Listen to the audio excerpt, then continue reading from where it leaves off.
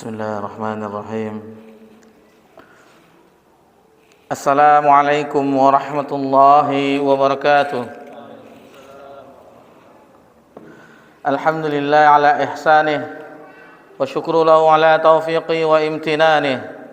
Asyhadu an la ilaha illallah ta'zima li sya'nih wa asyhadu anna Muhammadan abduhu wa rasuluh ad-da'i ila ridwanih. Wassalatu wassalamu ala alihi wa ashabihi wa ikhwanih.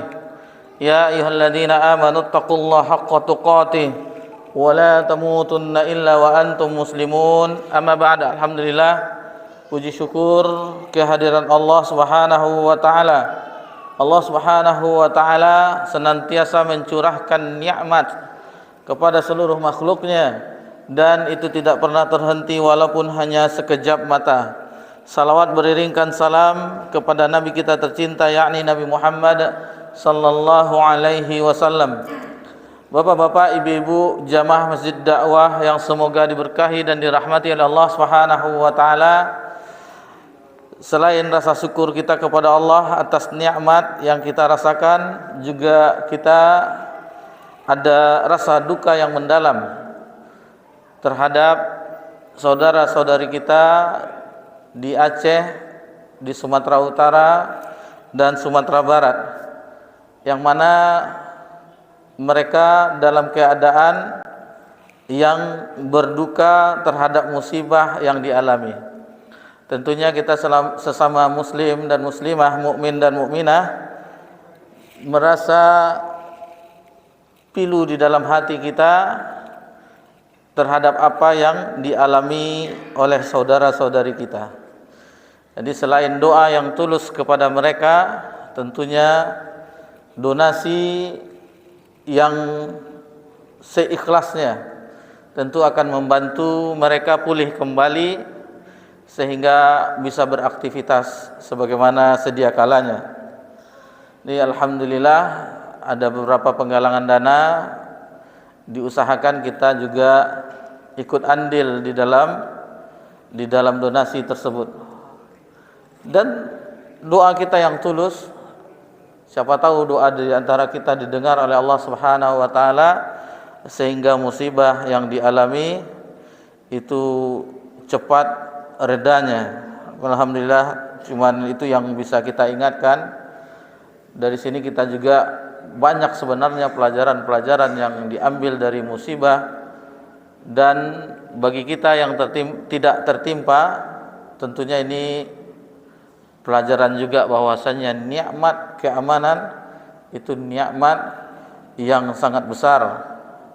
Tentunya nikmat tersebut kita gunakan untuk bersyukur kepada Allah, beribadah kepada Allah Subhanahu wa taala, yang mana keadaan aman tersebut adalah nikmat yang tiada terhingga di antara nikmat-nikmat besar yang lainnya, nikmat iman, nikmat Islam dan seterusnya. Baik, di kesempatan malam yang berbahagia ini, alhamdulillah kita telah berada di tanggal 17 Jumadil Akhir 1447 Hijriah, bertepatan 7 Desember 2025 Masehi. Kita insyaallah akan melanjutkan pelajaran kita di dalam pembahasan Bahjatul Qulubil Abrar, mutiara hikmah penyejuk hati. Insyaallah kita memasuki hadis ke-48. Hadis ini membahas tentang 3 golongan yang mendapatkan pertolongan Allah Subhanahu wa taala.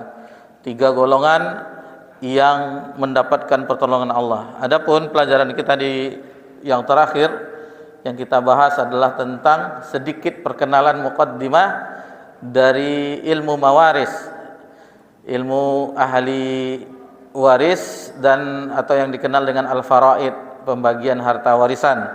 Cuman yang sebagaimana kita sebutkan itu hanya muqaddimah, sekedar mengetahui bahwasanya indahnya syariat ini, bahkan terhadap harta yang ditinggalkan oleh mayit itu diatur di dalam agama ini. Yang awalnya sebelum syariat turun, kaum wanita tidak mendapatkan warisan.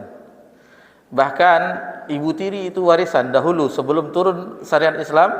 Misalnya seorang bapak mempunyai istri yang lain atau istrinya meninggal, dia menikah lagi, itu istri ibu tiri dari anaknya itu warisan dahulu. Tetapi setelah turunnya syariat Islam, bahwa ibu tiri itu juga ibunya karena sudah menikah dengan ayahnya dan termasuk mahram yang haram untuk dinikahi. Jadi banyak syariat-syariat Islam ini, kalau seandainya ibu-ibu kita kaum mukminah muslimah mukminah, banyak yang menguntungkan kaum wanita, yang mengangkat derajat wanita. Jadi sebelum orang-orang berkuar-kuar tentang emansipasi wanita atau isu gender yang lainnya, itu Islam sudah mengangkat derajat kaum wanita, sudah mengangkat derajat kaum wanita. Bahkan Islam memposisikan di tempat yang mulia, di rumahnya.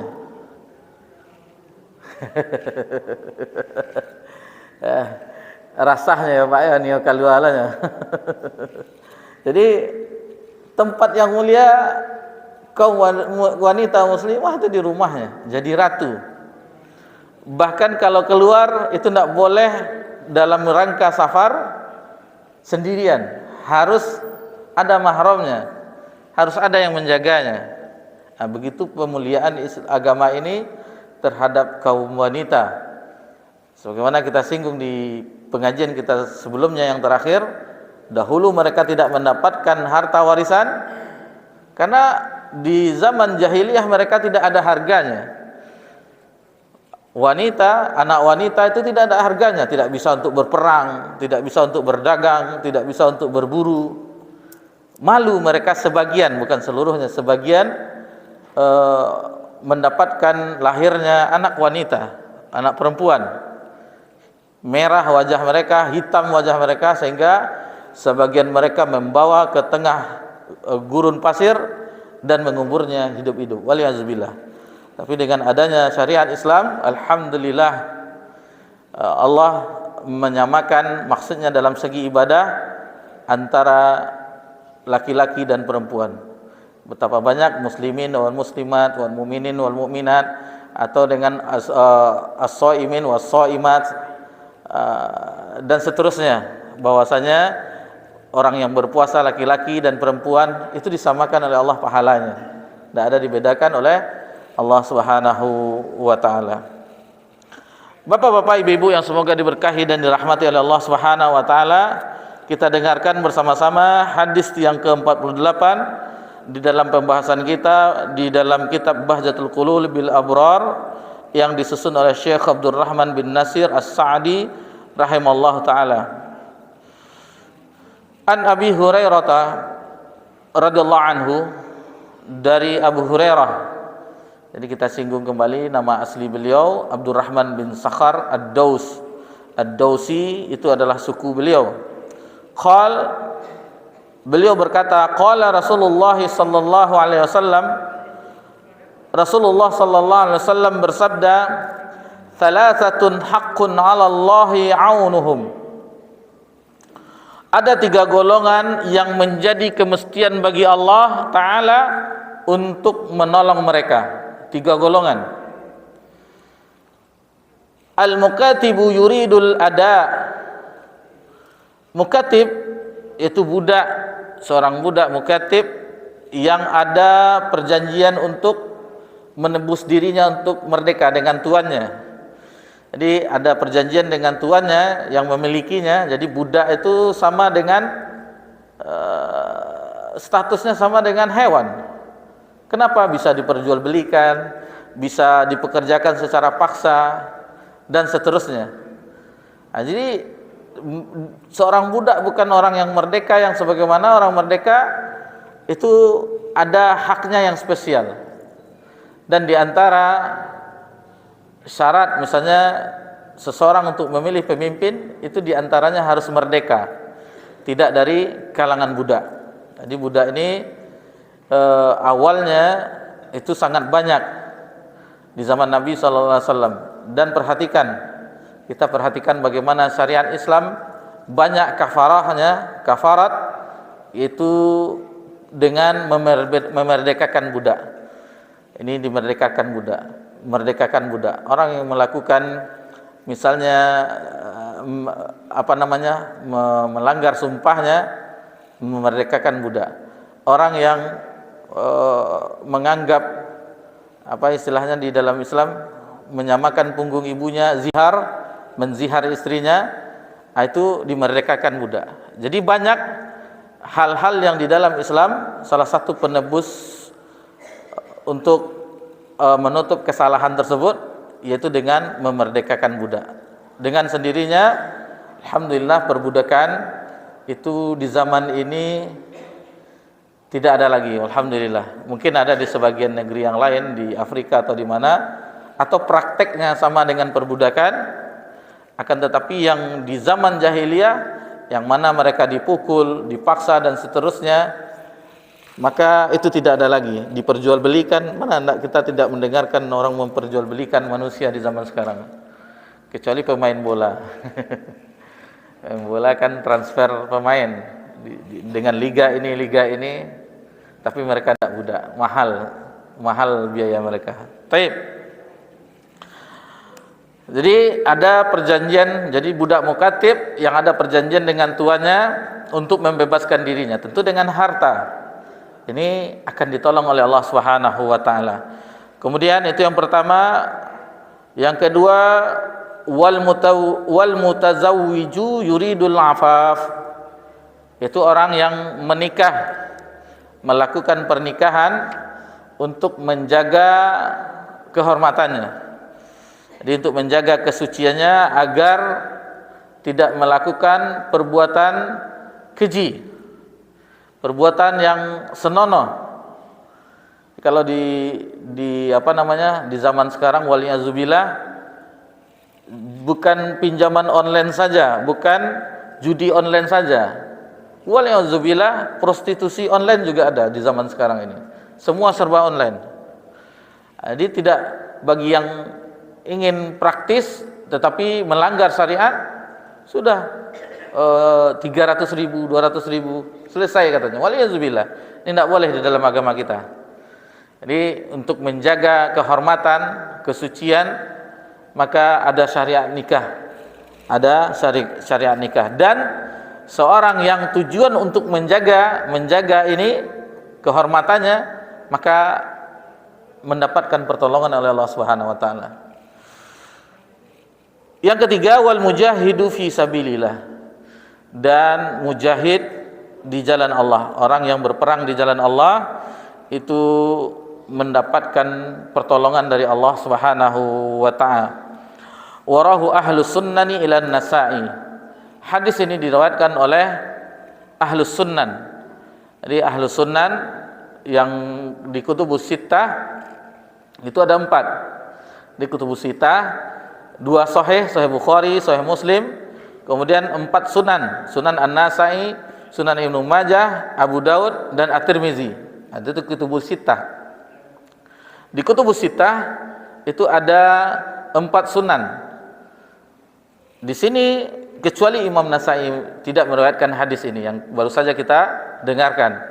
Imam Nasa'i tidak meriwayatkan hadis ini di dalam kitab sunannya, akan tetapi Imam Ibnu Majah, Abu Daud dan At-Tirmizi terdapat hadis ini di dalam kitab mereka. Bapak-bapak, ibu-ibu yang semoga diberkahi dan dirahmati oleh Allah Subhanahu wa taala. Kemudian kita sama-sama mempelajari kandungan hadis ini. Sebagaimana Syekh Abdurrahman bin Nasir As-Sa'di rahimahullah taala menjelaskan bahwasanya Allah Subhanahu wa taala berjanji. Ini janji Allah dengan segera kepada 3 golongan tadi yang kita sebutkan. Itu orang budak yang ingin memerdekakan dirinya, kemudian orang yang menikah untuk menjaga kehormatannya, dan yang ketiga orang yang jihad fisabilillah. Yaitu orang-orang yang ketiga ini menginfakkan hartanya, ada batasan nafkah yang dimaksud. Karena ada batasan nafkah yang dimaksud. Tentu harus kita pahami bahwasanya dalam arti nafkah harta yang dicintai oleh Allah. Ini harta-harta yang dikeluarkan untuk yang ketiga tadi itu termasuk harta-harta yang dicintai oleh Allah Subhanahu wa taala. Bukan harta-harta yang tidak disukai oleh Allah, atau harta-harta yang mubah, yang berlebihan. Ini bukan yang demikian dimaksudkan. Ada orang sudah mempunyai harta tetapi ingin memperbanyaknya. Sebenarnya tidak masalah, mubah, tetapi hal yang ini bukan termasuk yang dicintai oleh Allah Subhanahu wa taala. Yang dicintai oleh Allah Subhanahu wa taala adalah nafkah yang sebagaimana tadi untuk keperluan yang mendesak, ketika mendapatkannya lalu ditebus untuk seperti budak menebus dirinya, seperti seorang yang menikah untuk menikah, dan orang jihad fisabilillah. Ini besar pahalanya. Lalu bagaimana dengan harta-harta orang yang banyak lalu diinfakkannya, ditunaikannya? Nah, itu yang diberikan, itulah yang dicintai oleh Allah Subhanahu wa taala. Adapun yang banyak saldonya itu belum dicintai oleh Allah Subhanahu wa taala, karena masih belum ada fungsinya. Fungsinya hanya berupa angka dengan deretan nol-nolnya. Banyak nolnya. Ada 9 gitu, ada lebih dari 9, itu udah banyak. Udah pusing itu. Sudah pusing, apalagi di zaman sekarang itu sudah tidak nyaman. Itu sudah tidak nyaman, sebagaimana orang-orang yang kita kenal yang banyak tabungannya itu setiap saat ada yang menghubungi pihak pajak. Bapak-bapak, ibu-ibu yang semoga diberkahi dan dirahmati oleh Allah Subhanahu wa taala. Di sini Syekh menjelaskan terlebih dahulu tentang orang mujahid fisabilillah, orang yang jihad di jalan Allah itu akan mendapat pertolongan dari Allah Subhanahu wa taala. Karena jihad ini adalah amalan yang agung, puncaknya. Di perkara pokok yaitu Islam, puncak dari Islam itu adalah jihad, dan itu terakhir. Yang itu terakhir, jihad itu sudah kokoh keimanan, sudah mantap ibadah, sudah banyak syariat yang turun, baru terakhir jihad di jalan Allah. 15 tahun setelah nubuwah, setelah Nabi SAW menjadi Nabi, itu 15 tahun setelahnya baru ada syariat jihad, yaitu di peristiwa Perang Badar. 13 tahun Nabi di Mekah belum ada syariat untuk jihad, untuk berperang melawan orang kafir Quraisy. Setelah hijrah di tahun kedua baru ada syariat, tepatnya di bulan Ramadan, yaitu perang yang pertama, Perang Badar. Itu sudah kuat, keimanan sudah kuat, orang yang sudah beriman sudah banyak, dan alhamdulillah ekonomi sudah mulai membaik. Itu makanya sudah keadaan demikian baru disyariatkan jihad. Karena jihad itu memerlukan semuanya, memerlukan senjata, harta, bahkan dikorbankan jiwa. Jadi bukan sembarangan. Jangan sampai jihad prematur. Kenapa kita katakan jihad prematur? Ada sebagian kelompok dari kaum muslimin yang prematur jihadnya, belum saatnya untuk berjihad, lalu mengadakan pengoboman, bunuh diri dan seterusnya. Ini tidak ada di dalam agama kita. Karena jihad, perang itu diatur oleh Amirul Mukminin, oleh pemimpin. Tidak boleh kelompok-kelompok tertentu ini kita melakukan jihad, kita ini bom tempat maksiat, tidak boleh. Karena mereka telah di status orang yang masuk ke negara kita adalah kafir mu'ahad. Kafir mu'ahad adalah kafir yang ada perjanjian dengan kaum muslimin. Mereka masuk dengan izin, ada paspor dan visanya, berarti diizinkan, sudah ada jaminan keamanan, tidak boleh diganggu. Berbeda dengan kafir zimmi. Kafir zimmi yaitu orang Zionis yang memerangi orang Palestina, Gaza, itu mereka itu baru orang kafir yang diperangi. Jadi harus ada pengetahuan tentang ini, karena seorang masuk satu kelompok lalu dibaiat, berjanji setia dengan pemimpinnya, lalu patuh dengan pemimpin yang dibaiat. Enggak. Kalau kita di Indonesia kan tidak ada amir, Ustaz. Amirnya tidak ada, tetapi pemimpin di dalam negara kesatuan Republik Indonesia adalah presiden. Nama di agama kita amir, pemimpin, Amirul Mukminin dan seterusnya. Tetapi di negara kita dinamakan presiden. Berarti itu yang mengatur. Kalau Bapak Prabowo mengatur peperangan, pergi ke Gaza, pergi ke Libanon dan seterusnya, itu diwajibkan bagi, dan itu bukan masyarakat pula, bukan rakyat, tetapi tentaranya. Kecuali kita sudah diperangi, masuk orang ke sini negara lain, lalu diumumkan oleh presiden wajib semuanya berperang, itu baru ada kewajiban perang bagi kita. Ini ada kaidah-kaidahnya, ada yang sesuatu yang harus diketahui, bukan jihad prematur yang mereka teriak la ilaha illallah, mereka teriak Allahu Akbar, tetapi tidak sesuai dengan yang diatur di dalam agama. Jadi jihad itu ada jihad dengan senjata, ada jihad dengan pena. Apa maksudnya?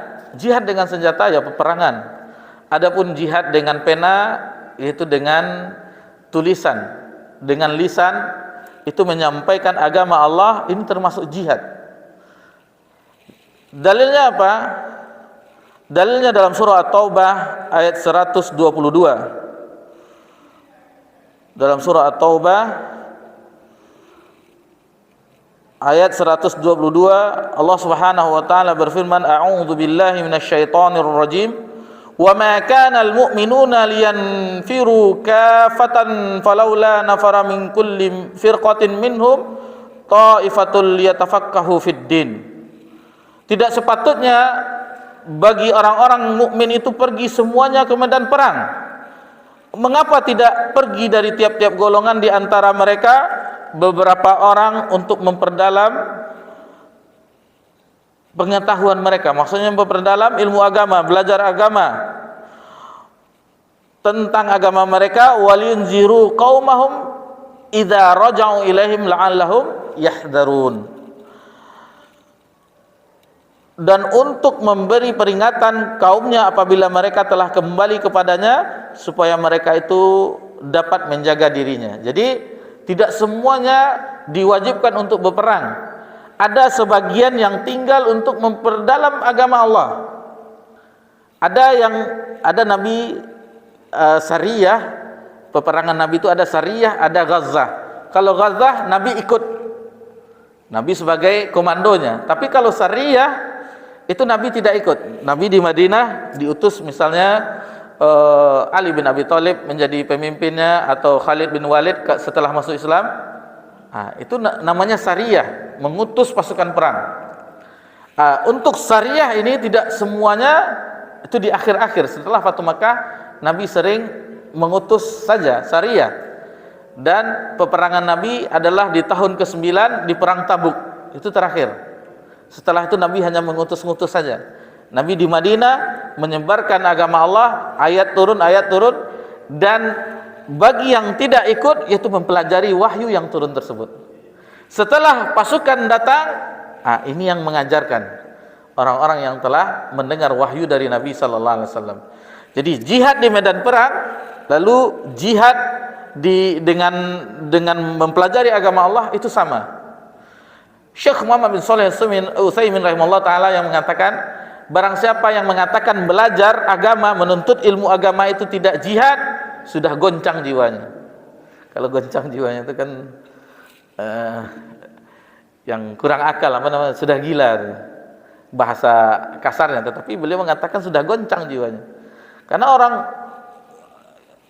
mempelajari agama butuh keseriusan, butuh jihad melawan hawa nafsu, di mana orang-orang bebas melakukan hal yang lain, perihal yang mubah ini, kumpul-kumpul ini, mereka duduk untuk mempelajari agama Allah Subhanahu.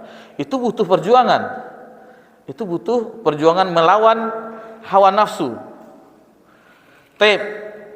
Jadi masalah ini tentang orang yang mujahid pertolongan Allah, bagaimana Allah menolong orang di perang Badar, peristiwa perang Badar. Ada malaikat, Kemudian di perang Khandaq, perang Ahzab, adanya tentara Allah yang lainnya berupa angin yang membuat tenda-tenda atau kemah-kemah orang pasukan Ahzab terbang-terbang. Itu tentara Allah, pertolongan dari Allah Subhanahu wa ta'ala. Dan jumlah pasukannya kita mengetahui tidak seimbang, 300 lebih melawan 1000 lebih. Itu pertolongan Allah Subhanahu wa ta'ala. Adapun yang berikutnya, mukatib yang kita sebutkan tadi, budak yang membuat perjanjian untuk menebus dirinya, maka sungguh hal ini telah diperintahkan oleh Allah Subhanahu wa ta'ala. Nanti bapak-bapak, ibu-ibu bisa lihat di dalam surah An-Nur ayat 33.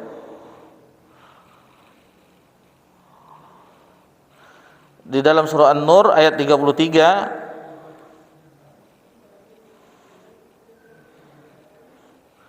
ya, An-Nur ayat 33.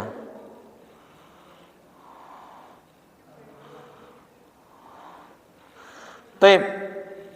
Ayat tersebut dimulai dari wasta'fil ladzina la yahziruna nikahan hatta yughniyahumullahu min fadlih walladzina yabtaghuna alkitaba mimma malakat aymanukum. Ada dari sini, fakatibuhum in alimtum fihim khaira wa atuhum min malillahi alladhi atakum wala tukrihu fatayatikum alal bigha'i in aradana tahassuna litabtaghu aradal hayatad dunya wa may yukrihunna fa innallaha min ba'di ikrahinna ghafurur rahim. Jadi di ayat yang baru saja kita sebutkan tadi, fakatibuhum in alimtum fihim khaira, hendaklah kalian membuat perjanjian dengan mereka jika kalian mengetahui ada kebaikan kepada mereka. Jadi kalau ada budak, ini sekedar pengetahuan saja karena di zaman kita sudah tidak ada seperti jihad tadi, hanya pengetahuan bahwasanya jika nampak oleh seorang tuan yang memiliki budak ada kesungguhan, maka itu dilakukan dengan adanya perjanjian, misalnya sekian dinar, sekian ini dengan waktu tertentu, boleh.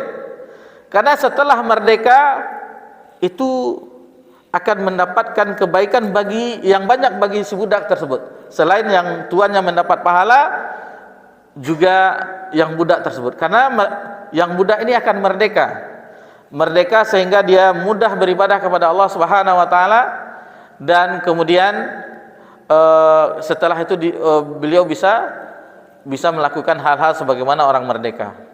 Ada terlintas ada beberapa yang mendapatkan 2 kali pahala di sisi Allah Subhanahu wa taala secara makna. Ada beberapa golongan di antaranya, yaitu seorang ahlul kitab ketika beriman dengan kitab yang diturunkan kepadanya, lalu diutus Nabi SAW, juga beriman kepada Nabi SAW, maka mendapatkan 2 pahala. Pahala beriman dengan kitab sebelumnya, lalu Nabi SAW diutus, kemudian beriman kepada Nabi SAW, mendapatkan 2 pahala.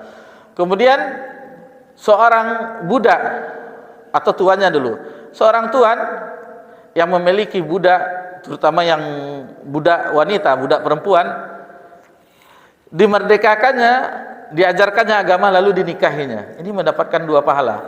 Pahala memerdekakan budak dan pahala menikahinya. Lalu budak pun mendapatkan 2 kali pahala. Yang pertama, ketika dia patuh terhadap tuannya, lalu dia rajin beribadah. Nah, ini mendapatkan 2 pahala. Rajin beribadah kepada Allah Subhanahu wa taala dan patuh kepada tuannya, dia mendapatkan 2 pahala. Pahala ketaatan sebagai hamba Allah dan pahala ketaatan posisinya yang patuh kepada tuannya. Lalu bagaimana dengan karyawan? Karyawan tidak budak. Karyawan, orang yang bekerja dengan kita itu tidak budak. Jadi jangan sama perlakukan mereka seperti budak. Budak saja yang demikian, itu Nabi tidak mau memperlakukan mereka melewati pekerjaan, lewat dari batasnya, melewati kemampuannya. Nabi memarahi para sahabat yang mengatakan memang dia seorang budak tetapi dia punya batas kemampuan, maka perlakukanlah. Dan Nabi mewasiatkan salah satu nasihat Nabi menjelang wafatnya, yaitu sallu tentang salat, lalu wa ma malaikat aimanukum, dan budak-budak kalian. Bahkan Nabi mewasiatkan tentang berbuat baik dengan budak-budak. Nah, jadi tentang masalah perbudakan, bagaimana Islam begitu menghapusnya dari sistem yang sudah ada sejak zaman jahiliyahnya. Bahkan Nabi sallallahu alaihi wasallam, jika seseorang memiliki budak, apa yang dipakai, apa yang dimakan, selayaknya juga begitu budaknya. Jadi ini sangat berat, tidak mungkin seorang budak yang tidak merdeka makanannya sama dengan tuannya, tentu tidak. Tetapi Nabi menginginkan hal yang demikian. Taib wa atuh min malillahi alladzi atakum, dan berikanlah kepada mereka sebagian dari harta Allah yang dikaruniakannya kepadamu. Jadi di dalamnya terdapat perintah bagi majikan dan selainnya dari kaum muslimin. Dan budak itu juga mendapatkan bagian dari zakat. Coba kita lihat ayat zakat di dalam surah At-Taubah ayat 60. At-Taubah ayat 60.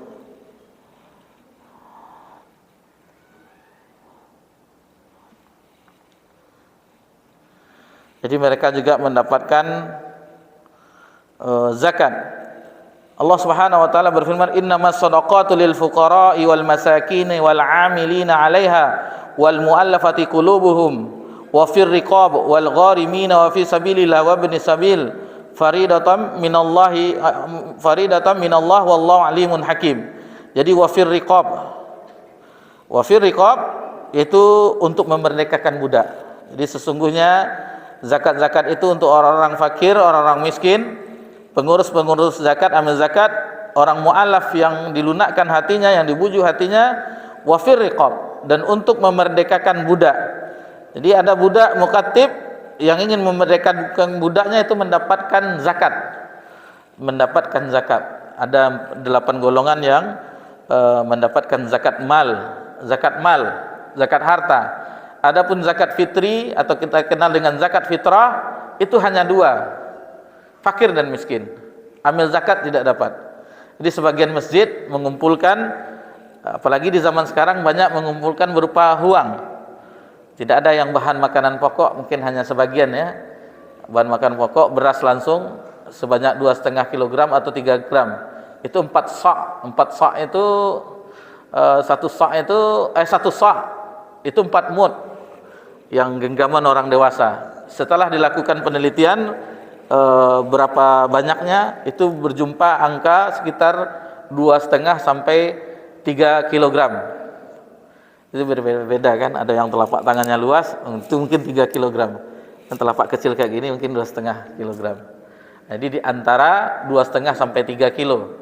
Jadi kita genapkan saja 3 kilo, itulah zakat fitri. Itu hanya untuk fakir dan miskin. Tidak ada sebenarnya untuk amil. Sebagian di bulan Ramadan kita perhatikan dicampur-campur. Tidak. Untuk harta mal misalnya ada orang yang berzakat harta, itu baru asnaf yang 8. Adapun untuk zakat fitri, sebenarnya bahan makanan pokok. Itu yang bahkan itu pendapat Imam Syafi'i di dalam mazhabnya, yang kita menisbahkan diri ke mazhab Imam Syafi'i. Adapun yang bisa diganti itu adalah mazhab yang lain, seperti mazhab Imam Abu Hanifah, boleh diganti dengan uang katanya, alat tukar. Sementara di zaman Nabi ada alat tukar dinar dan dirham. Kenapa tidak dilakukan oleh Nabi SAW? Jadi memang untuk membersihkan, namanya untuk membersihkan, kembali berbuka lagi, bukan kembali berbelanja lagi.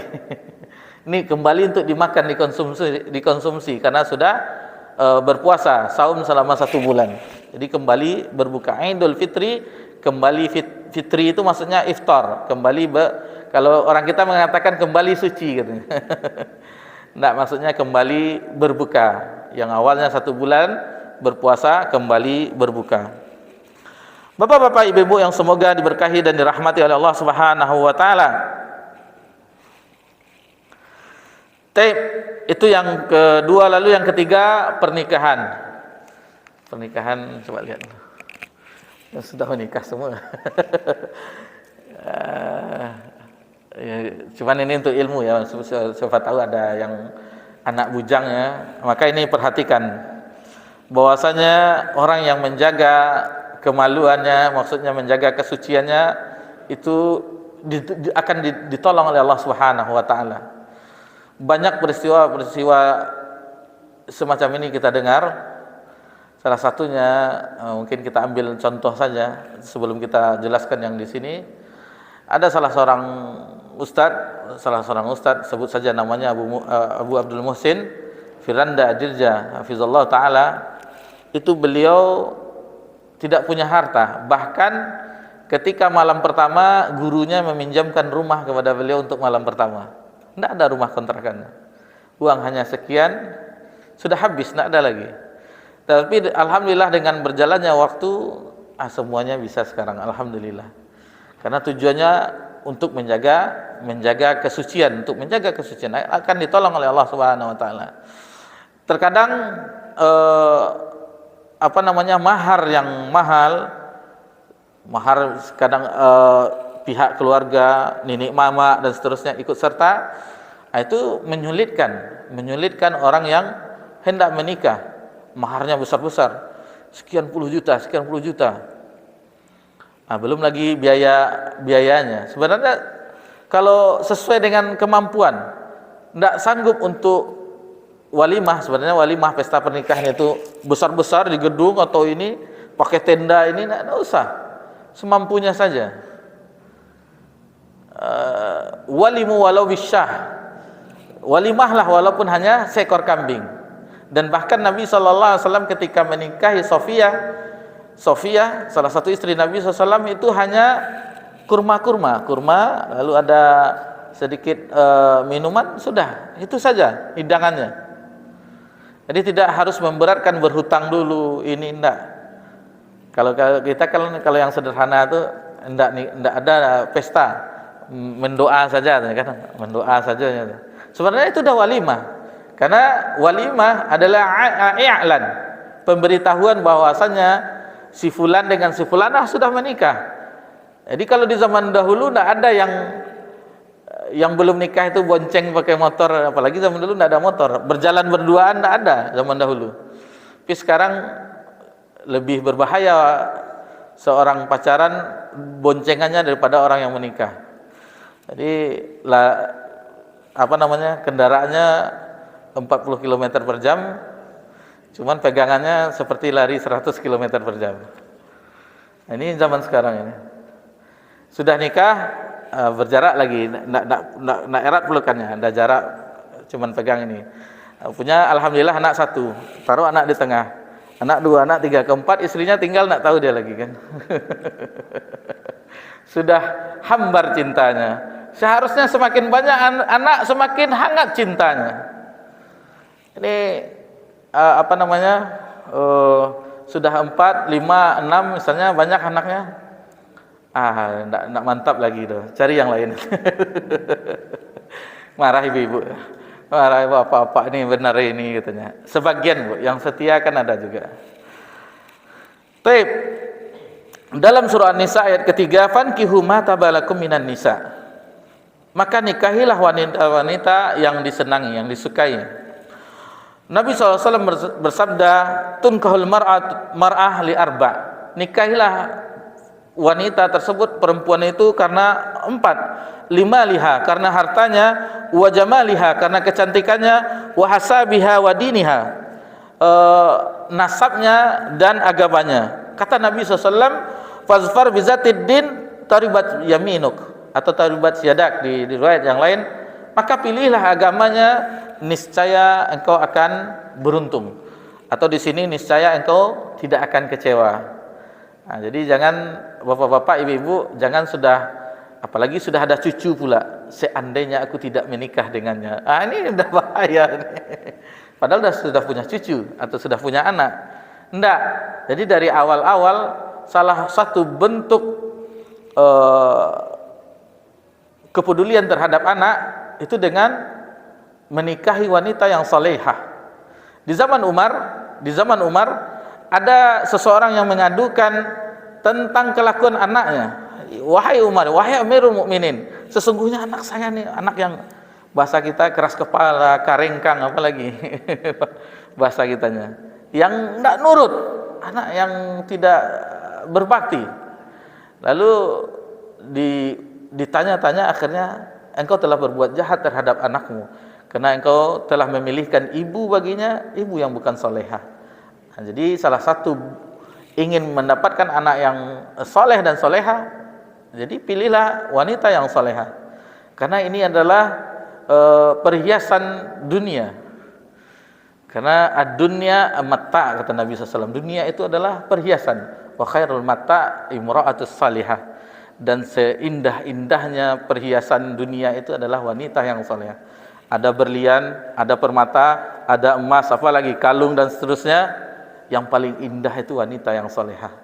Memandangnya saja udah bahagia bapak-bapak itu kalau mendapatkannya, ya. Masya Allah. Baru masuk dalam pintu sudah tanpa diperintah, misalnya di zaman bekerja dahulu udah diambilkannya tas kita dan seterusnya, dibukakannya sepatu kita, ini seterusnya. Alangkah, lalu dihidangkannya tanpa mau apa, ini sudah dihidangkan semuanya. Masya Allah, luar biasa. Sudah ada baju gantinya dan seterusnya. Mau mandi, misalnya mau mandi hangat di zaman dahulu sebelum ada pemandian yang dimasak dulu kan. Akhirnya ini bahagia. Alhamdulillah, ini nikmat bagi seorang laki-laki yang mendapatkan wanita yang salehah, dan tujuannya memang demikian. Fas-salihatu qanitatun hafizatun lil ghaibi bima hafizallah. Allah Subhanahu wa taala berfirman dalam surah An-Nisa ayat 34, maka wanita yang solehah adalah yang taat kepada Allah, lagi memelihara diri ketika suaminya tidak ada, karena Allah telah memelihara mereka. Jadi kewajiban orang-orang wanita solehah itu menjaga, apabila suaminya tidak ada di rumah, menjaga anak-anaknya dan harta suami yang ditinggalkan, dan tidak mengizinkan laki-laki yang bukan mahram masuk ke rumahnya. Tidak boleh. Tidak boleh. Ada riwayat Sa'ad bin Abi Waqqas pernah mengatakan, seandainya ada seorang laki-laki yang masuk ke dalam rumahku tanpa aku ketahui, maka aku penggal lehernya. Kata Nabi SAW, lihatlah cemburunya Sa'ad bin Abi Waqqas. Dia tidak mau dia istrinya itu khusus untuk dia, tidak boleh, tidak dikonsumsi oleh publik. Jadi harus jadi istri kita tuh milik kita, bukan untuk. Kadang ibu-ibu ini aneh pula kan, kalau di rumah saja biasa-biasa saja, tapi kalau dah keluar ada pesta, ada undangan, keluar baju barunya. Seharusnya berhias itu ibu-ibu untuk bapak-bapak, untuk suami kita, buat dia senang dengan melihat kita. Nanti ibu-ibu dipraktekannya, karena biasanya biasa-biasa saja lalu berhias.